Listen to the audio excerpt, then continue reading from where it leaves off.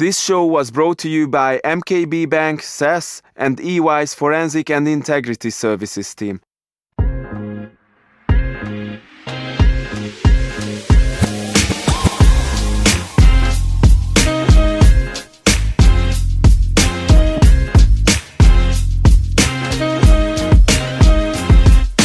Hello everyone, welcome to the Defense Line's Hungary's first podcast on the control functions in banking, insurance and corporate sectors. My name is András Bácsfalvi and I'm your host for the show that brings you real value and hands-on takeaways from the field of compliance, anti-money laundering, IT security, fraud prevention, risk management and internal audit.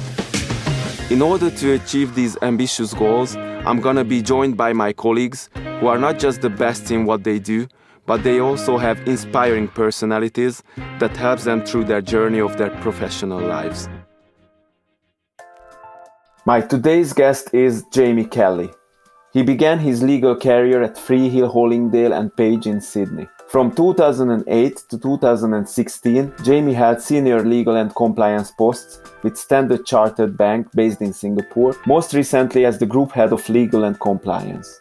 Prior to joining Standard Chartered Bank, Jamie had gained extensive experience in legal and compliance roles with General Electric and Citibank. In October 2016, he joined Westpac, one of the biggest banks in Australia, and he has been leading the compliance function for the Westpac Group since then. Hi Jamie, welcome to the Defense Lines. Thank you for accepting my invitation. It's a pleasure, András, and great to speak to all your listeners out there and great to, make a contribution to the Hungarian compliance community. Thank you for that. You started your compliance career at General Electric, but since 2008 you have been always working in the financial sector. What are the key similarities and the main differences between corporate and banking compliance? Yeah, look, so I did start at GE after being a lawyer for a little while, and also at Citi before that, and then went to GE. And GE was a great company to work for because it had a really good corporate culture and a great program around the spirit and letter and integrity and trying to make sure that people knew the standard that needed to be set. It also had many different parts of it. So it had ranged from aircraft engines to power systems to healthcare, right across to some financial services, which I worked across all of that. I think the similarities are that a really strong culture and tone from the top is vital to make the compliance job work.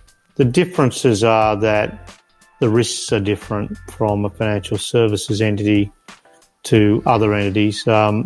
Within GE, we'd have areas that were very highly regulated, such as healthcare or power systems, but the risks weren't your traditional AML or sales practices or suitability or things like that. They were much more around competition or anti-bribery or government procurement rules, etc. So really understanding and tailoring your analysis and view and the way you engage with the risks that are involved in the business. The other things that were different were the type of people involved in a financial services company, the type of experts, the type of expertise, more financial, more marketing, more sales, versus your engineering bases of the GE. So quite different. You tended to be working in high-rise buildings in the banking, and you tended to be working in low-rise buildings out in suburban areas in GE. So,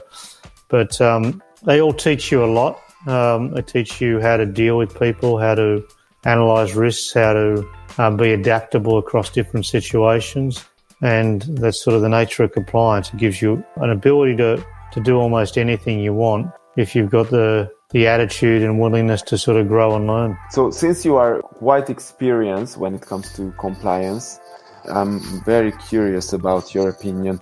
What kind of skills and what kind of thinking are needed if you want to become an efficient and successful compliance officer? Yeah, look, I think the first thing I'd say about compliance is it's a what I say is a very broad church. I'm not quite sure how that translates into your idiom and language, but it means there's people from all walks of life come and do compliance, and you need all walks of life. So there might be people who have a legal training, there might be people who have analytics training, there might be ex-regulators, there might be people who are really good at operations.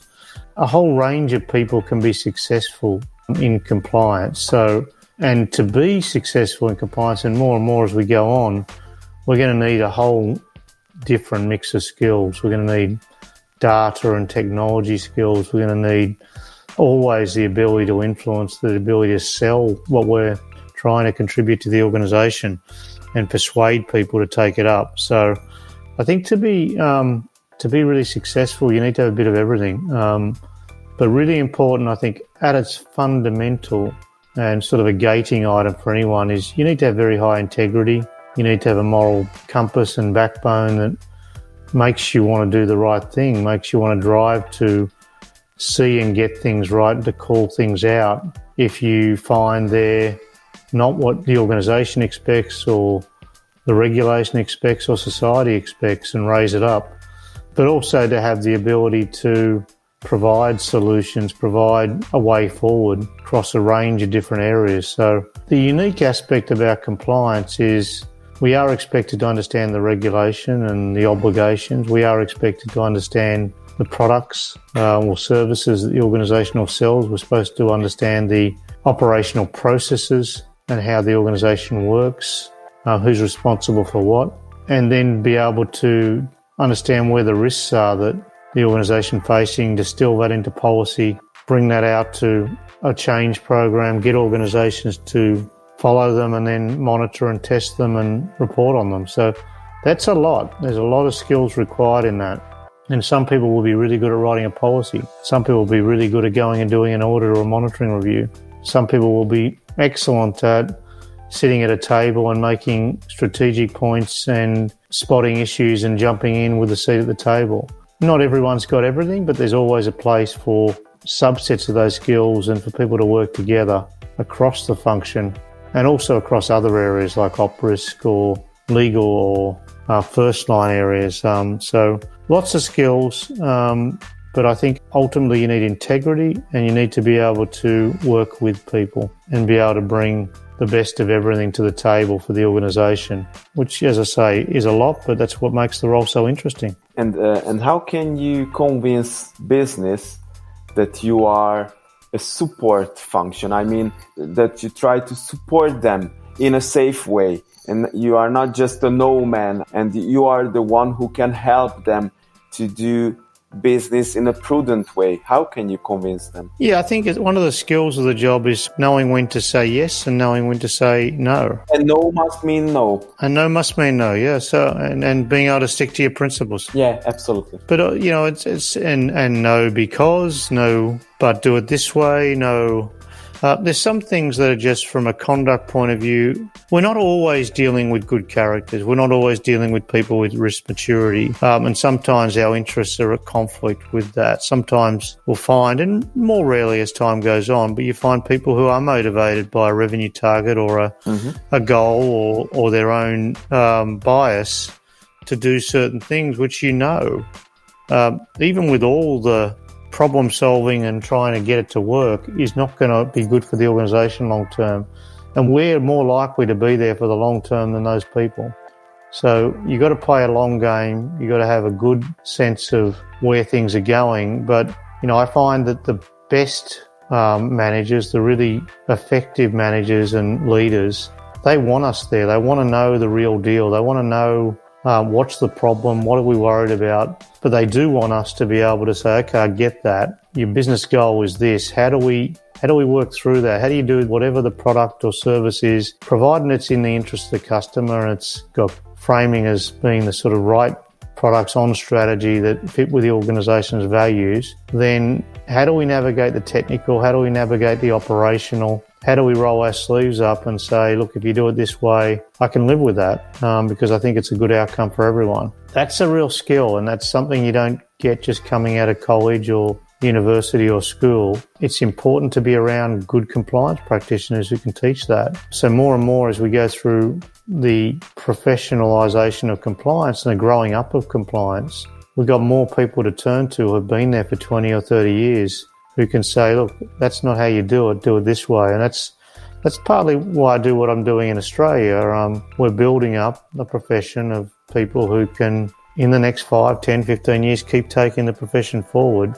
Hopefully I'm passing on the skills and knowledge of, almost 30 years in this space in 4 different organisations, including working offshore and onshore, and trying to get the mix of that right and make people clear what is the operating model, what is the role, what is the mandate, what are the risks we should worry about, what has blown up before that we don't want to happen again, how do you get a team and function to work together, how do you get the right culture in your own function to have that sense of support, because it can be a pretty lonely job when you're often the only person in the room saying this don't work, and you need your support from your own tribe, which is your compliance family. So, and hopefully more people in the organisation. But it is really important to, as a profession, keep understanding that what we do is important, what we do is difficult, but it is growing up. It's like an infant turned into a toddler and turning into an adolescent. It's nowhere near mature yet, anywhere I've seen, and that's part of the exciting part. There's plenty of change, there's plenty to learn. And what are the key challenges that compliance teams face? Do you have a special and maybe secret recipe to overcome them? Sure. So I think the typical challenges a compliance team face, look, it depends on the stage of evolution of your organisation you work in, and the culture there and where your compliance function's at. Almost inevitably, when I've joined compliance functions, it's been a journey to build it up. The function wasn't necessarily regarded with the status that I think it needs and the seat at the table that it needs. So earning that seat at the table, getting the right quality and capacity of people in to do the job requires a lot of almost paving the way for that, of making the case, explaining the risks, putting a proposition of what you need, getting the budget, hiring the people, getting them to work. Not everyone you hire will work out. And then, executing stuff over time so you build credibility and build the right to get more resources and more ability to influence and improve things. So that's sort of a virtuous cycle when you get going. But when you start, it's really hard because there's almost a preconception that wherever the organisation is good enough when it most likely isn't. So getting the catalyst for change is hard, and sometimes regulators and fines and other things provide that catalyst. It's not the ideal way to do it, but that often happens. That's a challenge, getting a seat at the table, getting the right resources, getting the right place in the organisation, understanding what we do. I think other challenges that I think are typical are organisational model. What's the role of compliance compared to different areas, whether it might be legal or it might be op risk or it might be your CRO or it might be the first line, and being clear what our job is, what's within that, what are you responsible for is always important, and having the organisation clear on that. I think as we go forward, the job's changing, so it's going to be around ensuring that we can use technology, we can use data, we can access different parts of the organisation to understand what's going on in a more effective, efficient way than probably we've done in the past. So that's a good challenge to have. I think, you get different cultures. I've been in some businesses that are a joy to work with and everyone's going in the same direction. Unfortunately, at other times when you're most needed is when it's the most difficult, when you're fighting a culture that doesn't work and you're calling stuff out and you're raising issues. And then it can be the time when you just got to play through it and get to the other side. But then you've got to have the courage of your convictions, and you've got to realise, have a really good understanding of your expertise and your radar for risk so that you can stand your ground on that. So I think I might have sort of, how do you overcome them? I think as much as possible, have a plan, set out a plan early on. What is your strategic plan? Where do you want to take the function? What are the risks and what do you need to do to mitigate them? And present that plan, ideally to the executive and then the board, to get the buy-in. Because once you've got that, life becomes easier. And one thing I will say is if you've got a cogent plan and you can point out the risks, there's not too many boards out there in the world who will say, I'm prepared to take that risk on compliance, on complying with laws. They will back you if they believe that what you're telling them is sensible pragmatic, has the right proportionality, but also that you're passionate and committed to it. And that's been my experience throughout. So if you don't ask, you don't get. So you need to have a plan. Just wallowing in, I don't have the resources, or I don't have this, or the business doesn't get it, that's your problem in 6 months' time as a compliance officer. So you need to have a plan. You need to be showing progress. You need to be really clear in documentation where the risks are, what you're calling out, what you're worried about. And you need to also make sure your part, your function, your team is delivering, is showing that it's turning up, that it's really making a difference, because that's also a fairly robust protection for you. If something goes wrong, you can say, look, I've improved all these things. Because it is a job where things can go wrong, and often compliance can be a part of the organisation. Everyone says, well, why didn't compliance spot that? Why didn't you call that out? Why didn't you fix that? And that's where having that plan, having the logic, showing the progress provides a point of protection, a point of demonstration that this is what you've been doing and why what you've been doing has been value add to the organisation as a whole, and discharging your responsibility, which is to manage the compliance risk or provide the framework and approach to do that, and then to ensure people are held accountable for their various areas. So, what challenges has COVID-19 created, and how have you overcome them? Yeah, look, a lot of effect. I think it's been a remarkable time. I'm sure it has been for everyone. So just like most countries, we haven't been to work, or most of our teams haven't been to work since February, March. So right there's a big difference. Everyone's working on Teams and WebEx or whatever else on videos. As a compliance function, I lead about 300 people.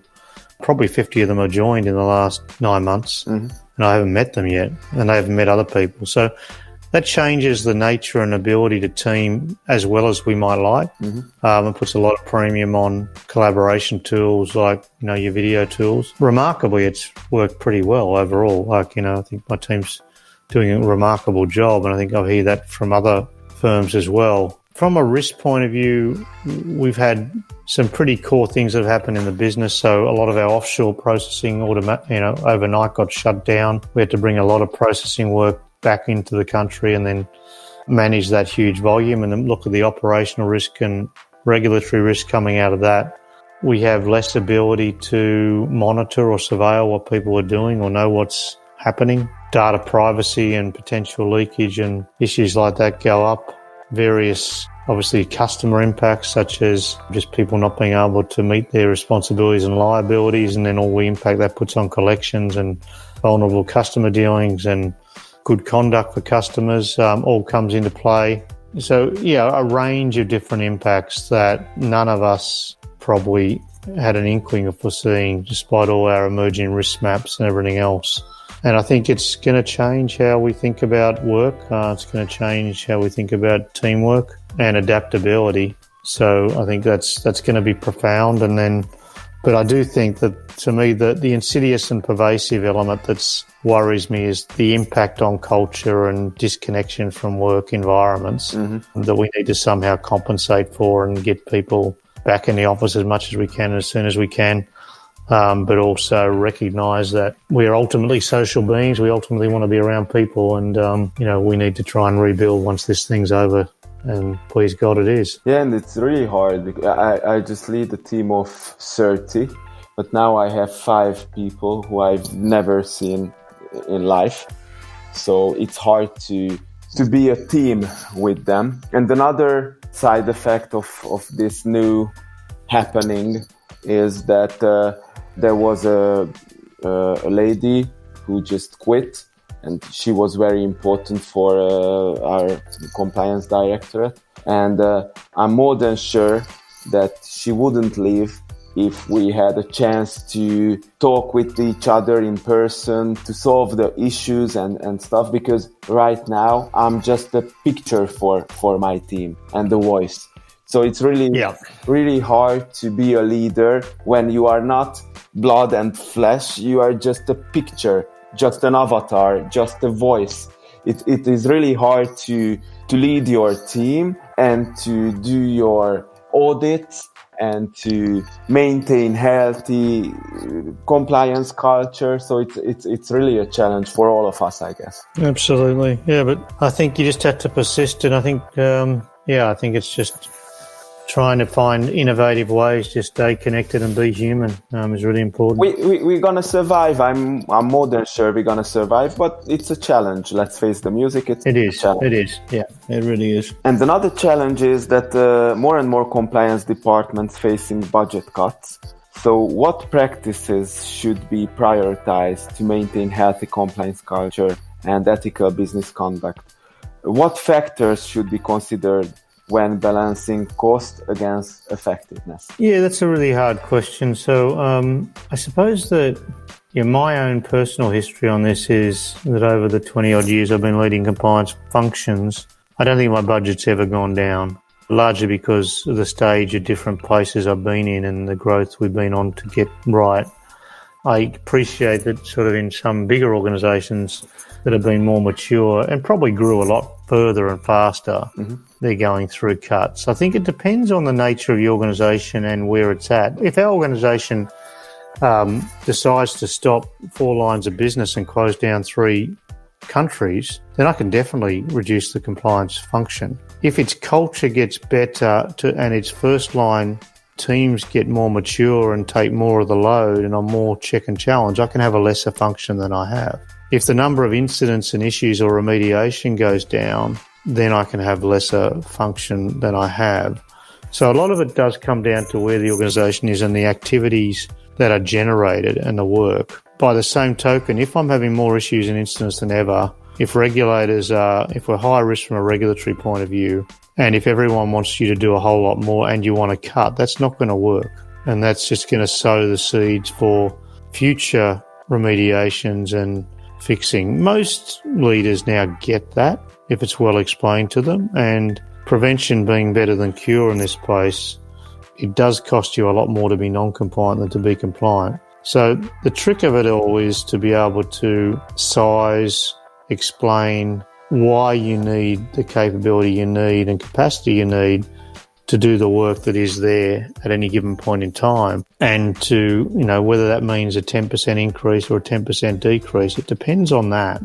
And that's where you need to have a really robust dialogue and then be able to call that out and hopefully have the support of the board, risk committee or whoever it is who has a responsibility to oversee this at a board level.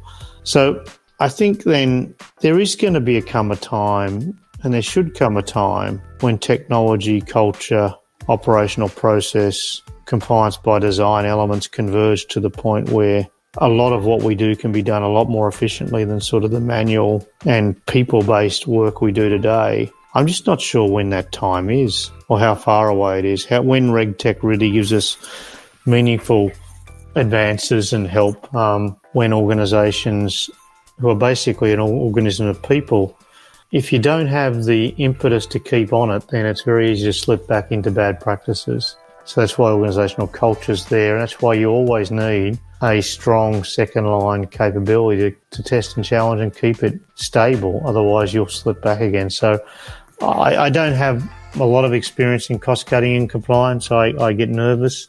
If I was in an organisation which had grown like some of the big ones have, then I fully get it. I think it's been overbaked and there'll be some shedding. But if you're an organisation of 30 or 50 or 100 and your organisation as a whole is generating a lot more compliance risk than you're doing, I don't think you should be cutting. And as for the last question, compliance seems to be more and more important all around the world. How do you see the future of this profession? When will be the first CEO with a compliance background be appointed? Look, I think it is more and more important all around the world. I think it's a very bright future in terms of the capability and the need. Amen. And I think it's a fascinating discipline. I think as a profession we've got a bit of a branding problem with what people think compliance is who don't do it. Mm-hmm. I've thought for a long time what is a better name for it, but I haven't really landed on anything, and it'd be too hard to change it now. But it's not compliance as in box ticking. It's not compliance as in, getting out a red pen and ticking things. It's compliance in a strategic sense of understanding the organisation's goals and objectives and trying to help her get there safely and trying to make sure that customers get the right outcomes as per what the organisation is striving for. So that's important. And then I think the future of it is far more integrated activity with operations and other parts of the organisation where you surf the wave of what's happening. So you're not trying to build a compliance process, you're inputting compliance elements into the process and being able to leverage that. I think compliance has to have a strong voice, has to be respected. You have to have a strong speak-up culture, which we foster and nurture. Mm-hmm. We have to have the gateway to the regulators and the relationships there.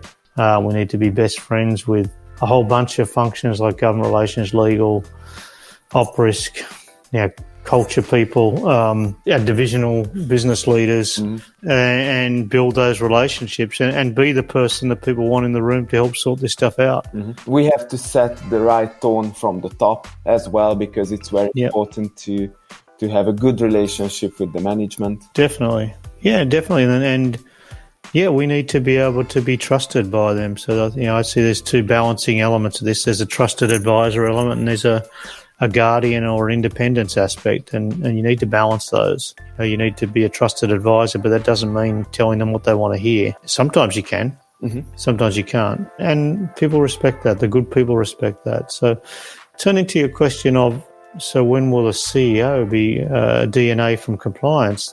There's no reason it shouldn't be. I think there's going to be people with that caliber and way. I think there's probably an innate DNA point, which is we may not be the most entrepreneurial or sales or risk-taking people, and CEOs tend to be that. Mm-hmm. So maybe that's a bias against that role being there. I think that's also, as time goes on and where we spend our time and, as I say, that technology futurist aspects, then that could be a real opportunity. I think there'll be some organisations that lend themselves more than others. I doubt that a big major bank is anytime soon going to have a compliance professional run it, but I imagine some very heavily regulated smaller organisations could, and maybe that's the path that starts it off. Certainly there's been a hell of a lot of lawyers who end up CEOs, and it's not that far away. Yeah.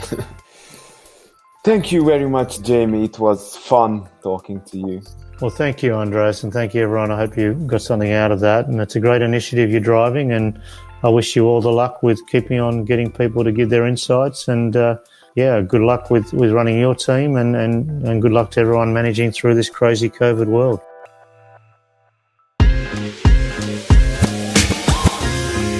Thanks for joining me today. You have just listened to the Defense Lines, the podcast for the control functions. If you found value in this episode, please subscribe so you will never miss a show. András Bácsfavé is signing off, but till our next meeting, do not forget, those who try to convince you that safety can be increased only by jeopardizing your business goals will eventually deprive you of both.